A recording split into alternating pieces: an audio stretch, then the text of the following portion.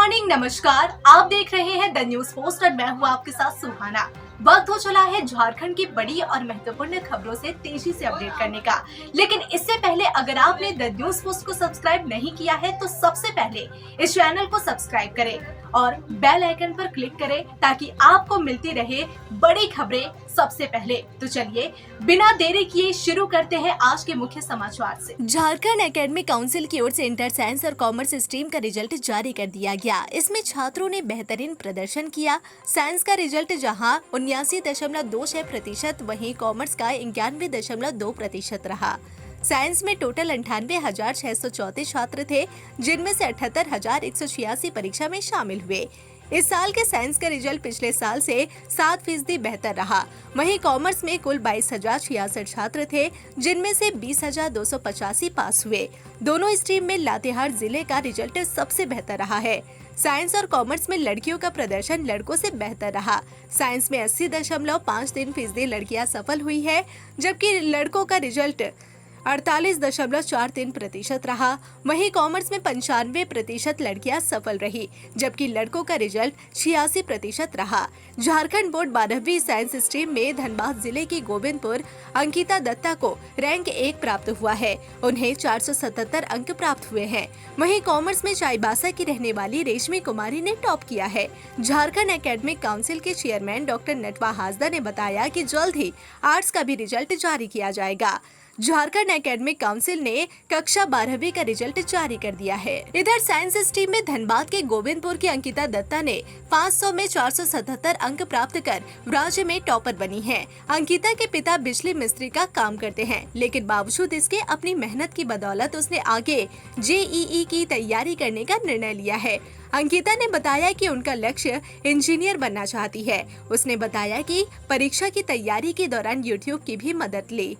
रोजाना कम से कम 3 घंटे पढ़ाई किया करती थी। अंकिता के पिता प्रलय दत्ता एक प्राइवेट कंपनी में इलेक्ट्रीशियन हेल्पर के रूप में कार्यरत है। उन्होंने बताया कि अंकिता बचपन से ही पढ़ाई में अच्छी रही है। स्कूल टॉपर की उम्मीद थी, लेकिन स्टेट टॉपर बनेगी यह सोचा नहीं था। इधर 12वीं परीक्षा की रिजल्ट जारी होने के बाद उन स्कूलों पर गाज गिरेगी जिनका प्रदर्शन बेहतर नहीं रहा। दरअसल मुख्यमंत्री उत्कृष्ट विद्यालयों के खिलाफ स्कूली शिक्षा एवं साक्षरता विभाग ने सख्त रुख अपनाया है। विभाग ने इन स्कूलों को कारण बताओ नोटिस जारी कर दिया है। परीक्षा परिणामों की समीक्षा में पाया गया कि कई उत्कृष्ट विद्यालयों का प्रदर्शन औसत से भी नीचे रहा। विभाग ने स्कूल प्रबंधन से जवाब तलब किया है कि गुणवत्तापूर्ण शिक्षा के बावजूद परिणाम खराब क्यों रहे। जवाब संतोषजनक नहीं मिलने पर कड़ी कार्रवाई की चेतावनी दी गई है। अब बात करते हैं झारखंड के चर्चित शराब घोटाले की। पूर्व मुख्यमंत्री बाबूलाल मरांडी शराब घोटाले को लेकर लगातार राज्य की हेमंत सोरेन सरकार पर हमलावर है। इसी कड़ी में नेता प्रतिपक्ष ने एक बार फिर सरकार को घेरते हुए मुख्यमंत्री हेमंत सोरेन से एक बड़ी मांग की है। बाबूलाल मरांडी ने कहा कि सीएम अगर वास्तव में शराब घोटाले की सच्चाई उजागर करना चाहते हैं तो इसकी जांच सीबीआई से करवाए। इसे लेकर भाजपा नेता ने अपने सोशल मीडिया हैंडल एक्स पर एक पोस्ट साझा किया है। नेता प्रतिपक्ष बाबूलाल मरांडी ने लिखा, जहां तक स्मरण हो रहा है, जब छत्तीसगढ़ सिंडिकेट के साथ मिलकर यहां शराब घोटाले की तैयारी हो रही थी, तब झारखंड से सचिव स्तर के एक अधिकारी के नेतृत्व में अधिकारियों की टीम को वहां स्टडी कर रिपोर्ट देने के लिए भेजा गया था। इन अधिकारियों ने रायपुर दौरा कर महज 24 घंटे में छुट्टी के दिन अपनी रिपोर्ट बनाकर छत्तीसगढ़ मॉडल अपनाने की अनुशंसा कर दी थी। बाबूलाल मरांडी ने आगे कहा कि एसीबी अगर इस शराब घोटाले के तह तक जाना चाहती है तो उसे रायपुर गई कमेटी में शामिल सारे लोगों की भूमिका एवं सहभागिता को जांच के दायरे में शामिल करना चाहिए। इस बात की जांच कर कार्रवाई करनी चाहिए कि रायपुर गई टीम ने वहां किन लोगों से मुलाकात की, क्या डील हुई, वह डील कराने में कौन कौन लोग शामिल थे। इधर शराब घोटाला मामले में गिरफ्तार निलंबित सीनियर आईएएस अधिकारी विनय चौबे और तत्कालीन उत्पाद आयुक्त गजेंद्र सिंह को एंटी करप्शन ब्यूरो की विशेष अदालत में पेश किया गया। कोर्ट ने दोनों को दोबारा न्यायिक हिरासत में रांची के बिरसा मुंडा केंद्रीय कारागार भेज दिया गया। एसीबी ने पूछताछ के लिए दोनों को 2 दिन के रिमांड पर लिया था। बता दें कि विनय चौबे से खराब स्वास्थ्य के कारण केवल शुक्रवार को ही पूछताछ हो पाई। एसीबी ने उनसे प्लेसमेंट एजेंसियों के चयन, बकाया राशि, बैंक गारंटी की अनियमितता और उत्पाद सचिव की भूमिका पर सवाल किए, लेकिन चौबे ने संलिप्तता से इनकार कर दिया और स्वास्थ्य कारणों से जाहिर तौर पर सवालों के जवाब टाल दिए। वहीं गजेंद्र सिंह से 2 दिन पूछताछ हुई। उन्होंने एजेंसी चयन और बैंक गारंटी मामलों में अपनी भूमिका से इनकार कर दिया। उन्होंने कहा कि JSBCL के तहत एजेंसियां काम करती थी और उनका इससे सीधा संबंध नहीं था। दोनों को शनिवार को रिमांड खत्म होने पर कोर्ट में पेश कर न्यायिक हिरासत में भेजा गया। शराब घोटाले के बाद बात करते हैं बोकारो विधायक श्वेता सिंह के पैन कार्ड विवाद की। इस मामले में चुनाव आयोग ने सख्ती दिखाते हुए जांच के निर्देश दिए। इसके बाद आयकर विभाग पूरे मामले की जांच में जुट गया है। जानकारी के अनुसार चुनाव आयोग ने बोकारो की विधायक श्वेता सिंह के 2 पैन कार्ड रखने के मामले में जांच का निर्देश दिया है। इस संबंध में राज्य चुनाव पदाधिकारी कार्यालय की ओर से आयकर विभाग को एक चिट्ठी लिखी गई है। बता दें कि आयकर विभाग को विधायक श्वेता सिंह के दोनों पैन कार्ड का नंबर उपलब्ध कराया गया है। इन दोनों पैन कार्ड की सत्यता से संबंधित जानकारी विभाग से मांगी गई है। मालूम हो कि श्वेता सिंह पर गलत तरीके से 2 पैन कार्ड इस्तेमाल करने का आरोप लगाया गया है। उनके एक पैन कार्ड में पिता की जगह उनके पति का नाम लिखा गया है, जबकि पैन कार्ड में पिता के नाम का ही उल्लेख करना अनिवार्य है। उधर राष्ट्रपति द्रौपदी मुर्मू 10 जून को 2 दिवसीय दौरे पर देवघर आ रही है। यहाँ राष्ट्रपति 11 जून को बाबा धाम में पूजा अर्चना करेंगी और देवघर एम्स के पहले दीक्षांत समारोह में शामिल होंगी। उनके प्रस्तावित आगमन को लेकर शुक्रवार को डीसी नमन प्रियेश लकड़ा और एसपी अजित पीटर डुंगडुंग ने एयरपोर्ट, बाबा बैद्यनाथ मंदिर और कार्यक्रम स्थल देवघर एम्स का निरीक्षण किया। इन तीनों जगहों पर डीसी, एसपी ने विधि व्यवस्था, सुरक्षा और यातायात व्यवस्था का जायजा और संबंधित अधिकारियों को फुल प्रूफ इंतजाम करने का निर्देश दिया। निरीक्षण के दौरान डीसी ने एम्स परिसर में कार्यक्रम स्थल पर की जा रही तैयारियों को लेकर संबंधित अधिकारियों को जरूरी दिशा निर्देश दिए। उन्होंने एयरपोर्ट सर्किट हाउस और बाबा मंदिर की रूट लाइन का भी निरीक्षण किया। साथ ही संबंधित अधिकारियों, लाइन एजेंसी और नगर निगम के अधिकारियों को आपसी समन्वय स्थापित करते हुए समय से काम पूरा करने का निर्देश दिया। बात करते हैं अब झारखंड के चर्चित योजना मुख्यमंत्री मैया सम्मान योजना की, जिनके लाभुकों को इस महीने खाते में पैसा सरकार ने भेजना शुरू कर दिया है। हालांकि पहले बोला गया था कि मई महीने में एक मुश्त 2 महीने का 5,000 रुपए मिल जाएगा, लेकिन ऐसा नहीं हुआ। 2,500 रुपए ही बैंक खाते में अप्रैल महीने का आया। महिला और बाल विकास विभाग द्वारा राशि जारी होने के बाद विभिन्न जिलों में लाभुकों के खाते में 2,500 रुपए की राशि ट्रांसफर होने लगी। फिलहाल हर लाभुक के खाते में अप्रैल महीने की ही राशि 2,500 रुपए हस्तांतरित हो रही है। अब ऐसा माना जा रहा है कि मई महीने की राशि भी जून महीने में दी जा सकती है, यानी कुल 5,000 रुपए की राशि बैंक खाते में आ सकती है। मुख्यमंत्री हेमंत सोरेन ने आंध्र प्रदेश में ट्रेन हादसे में जान गंवाने वाले मजदूर के मामले में संज्ञान लिया है। सीएम ने लातेहार डीसी को उक्त मामले में जांच कर मृतक के पार्थिव शरीर को उसके घर तक पहुंचाने के लिए कार्रवाई करने का निर्देश दिया है। इसके साथ ही उन्होंने मृतक के परिवार को हर जरूरी सरकारी योजना से जोड़ने का भी निर्देश दिया।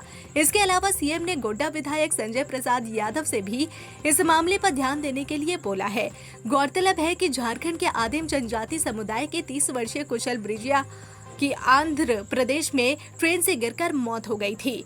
हादसा आंध्र प्रदेश के विजयवाड़ा स्टेशन के चिराला में हुआ। कुशल अपने 3 साथियों के साथ मजदूरी करने केरल जा रहा था, लेकिन रास्ते में ही हादसे का शिकार हो गया।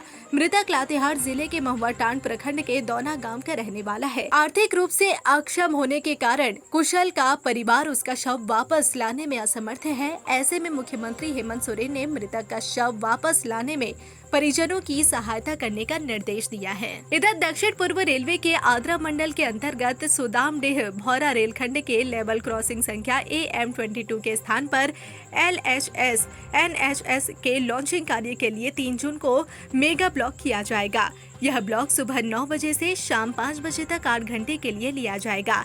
इस कारण भोजूडीह से होकर चलने वाली 5 ट्रेनें प्रभावित होंगी। वहीं वॉल्ट वेयर डिवीजन में विकास कार्यों के कारण दक्षिण भारत की ओर जाने वाली ट्रेनों का परिचालन प्रभावित रहेगा। इस संबंध में रेलवे ने सर्कुलर जारी किया है। सर्कुलर के अनुसार train number 18190 Ernakulam Tata express 1 जून को 3 घंटे रेगुलेट होकर चलेगी। इधर केंद्रीय जांच एजेंसी यानी NIA ने झारखंड के गिरिडीह जिले में माओवादी गतिविधियों से जुड़े एक बड़े मामले में 3 आरोपियों के खिलाफ चार्जशीट दायर की है। यह मामला जनवरी 2023 में कृष्णा हांसदा की गिरफ्तारी के बाद सामने आया था। एनआईए की ओर से जानकारी के अनुसार गिरिडीह के पारसनाथ क्षेत्र में माओवादी गतिविधियों, जबरन वसूली और हथियारों से धमकाने जैसे मामलों में 3 आरोपी सक्रिय रूप से शामिल थे। चार्जशीट जिन लोगों के खिलाफ दायर की गई है उनमें कृष्णा हांसदा, अभिजीत कोराह और रामदयाल महतो शामिल है। तीनों आरोपी प्रतिबंधित माओवादी संगठन सीपीआई के सक्रिय सदस्य बताए जा रहे हैं। इनके खिलाफ रांची स्थित एनआईए की विशेष अदालत में सप्लीमेंट्री चार्जशीट दाखिल की गई है। एनआईए की जांच में यह भी सामने आया है कि ये लोग गिरिडीह और आसपास के इलाकों में माओवादियों के लिए काम करते थे और स्थानीय लोगों और व्यवसायियों से जबरन वसूली करते थे। हजारीबाग के लोकनायक जयप्रकाश नारायण केंद्रीय कारा में बंद एक नक्सली विचाराधीन कैदी ने आत्महत्या कर ली है। वार्ड डी में उसका शव शनिवार सुबह फांसी के फंदे पर लटका मिला। मृतक की पहचान दुमका के काठीकुंड थाना क्षेत्र निवासी 30 वर्षीय छोटा श्यामलाल देहरी उर्फ संतू देहरी उर्फ सोमलाल देहरी के रूप में हुई है। जानकारी के मुताबिक बंदी को 9 फरवरी 2021 को दुमका केंद्रीय कारा से हजारीबाग जेल में स्थानांतरित कर दिया गया था। वह नक्सली गतिविधियों से जुड़े 8 मामलों में विचाराधीन था। जेल प्रशासन ने बताया कि सुबह गिनती के दौरान बंदी अपने स्थान पर नहीं मिला। तलाशी लेने पर वह वार्ड डी में फांसी के फंदे पर लटका मिला। घटना की सूचना मिलते ही जेल के चिकित्सकों की टीम मौके पर पहुंची और जांच के बाद उसे मृत घोषित कर दिया। इसके बाद शव को पोस्टमार्टम के लिए शेख भिखारी मेडिकल कॉलेज अस्पताल भेजा गया। राजधानी रांची में नशे का कारोबार फल फूल रहा है। हालांकि रांची पुलिस द्वारा अभियान चला रही है। एक अभियान के तहत चुटिया थाना पुलिस ने बड़ी सफलता हासिल की है। पुलिस ने सोशल मीडिया और मोबाइल के माध्यम से ब्राउन शुगर का अवैध कारोबार करने वाले एक पिता पुत्र की जोड़ी को गिरफ्तार कर लिया। आरोपियों की पहचान राम बाबू साव और उसके पुत्र राधेश्याम साव के रूप में हुई है। सूत्रों के अनुसार रांची एसएसपी को गुप्त सूचना मिली थी कि शहर के चुटिया थाना क्षेत्र में कुछ लोग युवाओं को ब्राउन शुगर की सप्लाई कर रहे हैं। सूचना के आधार पर सिटी डीएसपी के नेतृत्व में एक विशेष टीम का गठन किया गया और छापेमारी की गई। पुलिस कार्रवाई के दौरान आरोपियों के पास से 16.5 ग्राम ब्राउन शुगर बरामद की गई, जिसकी कालाबाजारी में कीमत लाखों रुपए बताई जा रही है।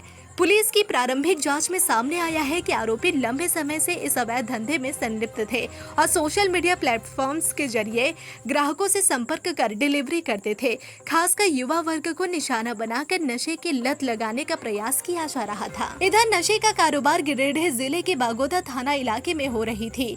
पिछले लंबे समय से ब्राउन शुगर की खरीद बिक्री का कारोबार चल रहा था। इसका खुलासा तब हुआ जब बागोदर थाना पुलिस की टीम ने गुप्त सूचना के आधार पर बागोदर थाना क्षेत्र के सरिया रोड में संचालित एक गुमटी नुमा दुकान में छापेमारी कर करीब 1 लाख रुपए की 35.08 ग्राम ब्राउन शुगर और 19 गांजा बरामद किया है। सिगरेट के साथ 2 युवकों को गिरफ्तार किया गया। जिन दोनों युवकों को गिरफ्तार किया गया है उनमें बागोदर थाना क्षेत्र के शाह मोहल्ला निवासी कौशल कुमार उर्फ छोटू और सुरेश साव शामिल है।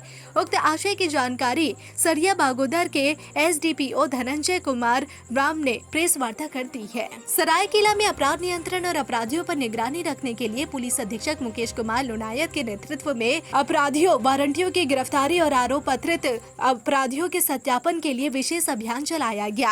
उक्त अभियान में अनुमंडल पुलिस पदाधिकारी सरायकेला, चांडिल, सभी थाना प्रभारी, अंचल निरीक्षक के साथ कुल 167 पुलिस कर्मियों की 24 टीमों ने भाग लिया। अभियान के दौरान पुलिस अधीक्षक द्वारा स्वयं क्षेत्र में भ्रमणशील होते हुए अभियान की निगरानी की गई। उक्त 24 टीमों द्वारा विभिन्न थाना अंतर्गत 100 से अधिक स्थानों पर छापेमारी करते हुए कुल 25 वांछित अपराधियों, वारंटियों को गिरफ्तार किया गया। बोकारो में सेक्टर 12 थाना में क्षेत्र में एक महिला के साथ उसके पति के सामने ही सामूहिक दुष्कर्म करने की बेहद ही शर्मनाक घटना को अंजाम दिया गया। मामले में पुलिस ने 4 आरोपियों को गिरफ्तार किया गया है और दुष्कर्म की यह घटना 29 मई की रात करीब 8:30 बजे की बताई जा रही है। जब शुक्रवार को मामला प्रकाश में आया और देर रात तक पुलिस ने छापेमारी कर सभी आरोपियों को गिरफ्तार कर लिया। सेक्टर 12 स्थित 4 लेन के बाद झारखंड सरकार की ओर से एक अस्पताल का निर्माण किया जा रहा है। यहाँ धनबाद जिला की महुदा थाना क्षेत्र का एक व्यक्ति ठेकेदार के अधीन मजदूरी करता है और वही झोपड़ी बनाकर रहता है। वह पिछले एक सप्ताह से बीमार था तो उसने अपनी पत्नी को बुला लिया था। 29 मई की रात दंपत्ति सेक्टर 12A होते हुए हवाई अड्डा के रास्ते से सब्जी खरीदने के लिए दुंदीबाद बाजार आया था। सब्जी आदि लेने के बाद दंपत्ति फिर उसी रास्ते से वापस लौट रहे थे। इस दौरान एक ऑटो पर सवार 4 युवकों ने उन्हें घेर लिया। पहले तो उनसे लूटपाट करनी चाहिए, लेकिन उनके पास कीमती सामान नहीं मिला। पति ने उनका विरोध किया तो आरोपियों ने उनके साथ मारपीट की और हाथ बांध दिए। फिर दोनों को सेक्टर 12A स्थित एक बंद स्कूल की बाउंड्री के अंदर ले गए। पति को बांधकर वहीं जमीन पर लिटा दिया और पत्नी के साथ आरोपियों ने बारी बारी से दुष्कर्म किया। इधर पाकुड़ में भी बेहद शर्मसार कर देने वाली घटना सामने आई है। अमड़ापाड़ा प्रखंड अंतर्गत झोला पाथर गाँव में 24 मई की रात जो हुआ उसने इंसानियत को शर्मसार कर दिया। एक 51 वर्षीय अकेली विधवा महिला जिसका जीवन अब तक संघर्षों से भरा रहा, उस रात 3 हैवानों की हवस का शिकार बन गई। उसके साथ 3 लोगों ने सामूहिक दुष्कर्म किया। दरअसल रात में 3 लोग अचानक घर में घुस गए। उन्होंने उसका मुंह गमछे से कसकर बांध दिया, डराया, धमकाया और फिर उसे जंगल की ओर घसीट ले गए। सामूहिक दुष्कर्म किया। पुलिस ने मुख्य आरोपी सुनील हाजदा को गिरफ्तार कर लिया है और बाकी 2 लोगों की गिरफ्तारी के लिए छापेमारी की जा रही है। उधर गिरिडीह जिले के पीटान थाना क्षेत्र के कठबारा गांव में गुरुवार रात हुई मारपीट की वारदात में घायल 14 वर्षीय किशोर धोनी रजवार की इलाज के दौरान मौत हो गई। इसके बाद पूरे गाँव में मातम और आक्रोश फैल गया।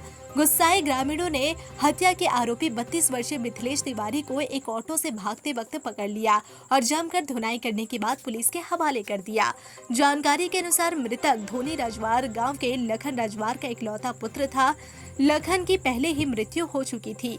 परिवार की आर्थिक स्थिति बेहद कमजोर है। मां दूसरों के घरों में काम कर गुजारा करती है। गुरुवार रात आरोपी मिथिलेश ने किसी विवाद को लेकर धोनी के साथ मारपीट की थी, जिससे वह गंभीर रूप से घायल हो गया था। कोडरमा थाना क्षेत्र में शुक्रवार रात एक चावल से भरा ट्रक पलट गया। यह हादसा रांची पटना मुख्य मार्ग के कोडरमा घाटी के NH20 पर 9वां माइल के पास हुआ। ट्रक झुमरी तिलैया से चावल लोड करके बिहार के राजौली जा रहा था। 9वां माइल घाटी में ट्रक अनियंत्रित होकर पलट गया। हादसे में चावल सड़क पर बिखर गया। हालांकि चालक और उपचालक दोनों सुरक्षित है। घटना की सूचना मिलते ही कोडरमा थाना पुलिस मौके पर पहुंची। शनिवार को क्रेन की मदद से ट्रक को जंगल से बाहर निकाला गया। सड़क पर बिखरे चावल को दूसरे ट्रक में लोड कर राजौली भेजा जाएगा। आगे बढ़ते हैं। खूंटी के जरका टोली में शुक्रवार की रात को हाथी ने जमकर उत्पात मचाया। हाथी ने गांव के 5 घरों को धंसा दिया। लोगों ने किसी तरह भागकर अपनी जान बचाई। मिली जानकारी के अनुसार रात 12 बजे हाथी गांव के पास स्थित कुलडा जंगल से निकलकर गांव में घुसा नुकसान पहुंचाया। हाथियों ने गांव के जिदन तोपनो, गुलशन तोपनो, सूरा सागिन तोपनो, बसंत मांझी व अनिल मांझी के घर को धंसा दिया। घर की दीवार गिरने से उसमें दबकर अलमीरा, बर्तन, बेड आदि सामान बर्बाद हो गए। हाथी द्वारा घर की दीवार धंसाने से वहां सो रहे लोग घायल हो गए। दीवार गिरने से बेसांगी कुमारी व उसका 5 साल का बेटा घायल हो गया। इसी प्रकार अनिल मांझी व जिदन तोपनो का परिवार भी दीवार धंसने से घायल हो गए। घर लोगों ने किसी तरह भागकर अपनी जान बचाई। इधर कोडरमा जिले में आवारा कुत्तों के हमले की घटनाएं थमने का नाम ही नहीं ले रही है। ताजा मामला मेघातरी पंचायत के करहरिया गांव से सामने आई है, जहां शनिवार को 3 वर्षीय नेहा कुमारी पर एक कुत्ते ने हमला कर दिया। दरअसल विनोद सिंह की बेटी नेहा अपने घर के बाहर खेल रही थी, तभी यह घटना हुई है। परिजनों ने तुरंत उसे सदर अस्पताल कोडरमा पहुंचाया, जहां उसका इलाज चल रहा है। इससे पहले भी आवारा कुत्तों ने कई लोगों को निशाना बनाया था। लगभग 1 सप्ताह पहले जयनगर थाना क्षेत्र के कथाडीह में भी ऐसी ही घटना हुई थी। वहां बाइक सवार 3 युवकों के पीछे कुत्तों का झुंड पड़ गया था। घबराहट में चालक ने नियंत्रण खो दिया और बाइक पलट गई, जिससे तीनों युवक घायल हो गए थे। जमशेदपुर के MGM अस्पताल के डॉक्टरों पर इलाज में लापरवाही का आरोप लगा है। वहीं मृतक महिला के परिजनों ने डॉक्टर पर इलाज में लापरवाही का आरोप लगाकर अस्पताल परिसर में हंगामा किया। मृतक महिला के परिजनों की शिकायत थी कि महिला जब अस्पताल आई तो किसी बड़े डॉक्टर ने उसे सही ढंग से इलाज नहीं किया। जिस कारण महिला की मौत हो गई। वहीं महिला की मौत के बाद परिजनों का रो रो कर बुरा हाल है। आपको बता दें कि महिला सरायकेला की रहने वाली थी। बेचैनी महसूस होने पर सदर अस्पताल सरायकेला ले जाया गया, जहां से डॉक्टर ने उसे एमजीएम भेज दिया। परिजनों का कहना है कि जब से उसे एमजीएम लाया गया तब से केवल जूनियर डॉक्टरों ने ही उसका इलाज किया, कोई बड़े डॉक्टर ने देखने तक नहीं आए। वहीं महिला की मौत हो गई। अब बात खेल जगत की करते हैं। झारखंड की मशहूर हॉकी कोच रही प्रतिमा बर्मा का निधन हो गया। उनका बीते दिन पैरालिसिस का अटैक आया था, जिसके बाद इलाज के लिए उन्हें रांची के पारस अस्पताल के आईसीयू में भर्ती कराया गया था। हालांकि डॉक्टरों की तमाम कोशिशों के बावजूद जिंदगी की जंग में प्रतिमा बर्मा हार गई। उनके असमय मौत से राज्य के खेल जगत में गहरा शोक व्याप्त है। प्रतिमा बर्मा खूंटी स्थित आवासीय हॉकी प्रशिक्षण केंद्र की प्रमुख कोच थे। हॉकी की कई नई प्रतिभा को उभारने में उन्होंने अपना भरपूर योगदान दिया। झारखंड की महिला हॉकी को राष्ट्रीय पहचान दिलाने में भी उनकी महत्वपूर्ण भूमिका रही। उनके प्रशिक्षण में कई प्रतिभाशाली प्लेयर्स ने इंटरनेशनल लेवल पर ऊंचाइयों को छुआ। कोच प्रतिमा बर्मा के मार्गदर्शन में ही झारखंड के कई महिला खिलाड़ियों ने राष्ट्रीय टीम में जगह बनाई। उनकी निगहबानी में ही अर्जुन पुरस्कार विजेता सलीमा टेटे, संगीता कुमारी, ब्यूटी डुंगडुंग, दीपिका सोरेंग, रजनी केरकेटा, सुषमा कुमारी जैसी खिलाड़ियों ने देश का तो नाम रोशन किया ही, इसके साथ ही झारखंड का नाम भी रोशन किया, बल्कि देश और अंतर्राष्ट्रीय स्तर पर भी अपनी छाप छोड़ी है। आखिर में बात करते हैं मौसम की। मौसम विभाग के अनुसार झारखंड के विभिन्न इलाकों में 2 जून तक गरज के साथ बारिश होने की संभावना बनी हुई है। साथ ही तेज रफ्तार में हवा के चलने और वज्रपात कर भी अलर्ट जारी कर दिया गया है। राज्य में अगले 2 दिनों के दौरान अधिकतम तापमान में कोई बड़े बदलाव की संभावना नहीं है। इसके बाद अगले 3 दिनों में इसमें 3 से 4 डिग्री सेल्सियस की वृद्धि हो सकती है। 1 जून को पूर्वी हिस्सों में और 2 जून को देवघर, धनबाद, दुमका, गिरिडीह, गोड्डा, जामताड़ा, पाकुड़ और साहिबगंज में गर्जन के साथ हल्के दर्जे की बारिश हो सकती है।